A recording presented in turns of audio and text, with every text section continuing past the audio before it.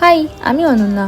অনেক দিন পর একটা ভিডিও দিচ্ছি, কারণ কি তোমরা জানো আমি এখন বাড়িতে ছিলাম না, মায়ের ট্রিটমেন্টের জন্য ছিলাম চেন্নাইতে। আর ভগবানের আশীর্বাদে তোমাদের ভালোবাসায় মা এখন প্রায় অনেকটা সুস্থ। ডক্টর বলেছে আমরা এখন বাড়ি নিয়ে যেতে পারি। তো আমাকে অনেকেই জিজ্ঞেস করেছিল তোমার মা কি হয়েছে, কোথায় গেছো, কেন গেছো। তো মায়ের একটু শরীরটা অসুস্থ ছিল, যার জন্য আমরা চেন্নাইতে এসেছিলাম ট্রিটমেন্টের জন্য। তো আজকে ছিল আমাদের লাস্ট দিন চেন্নাইতে, কাল বাড়ি চলে যাব।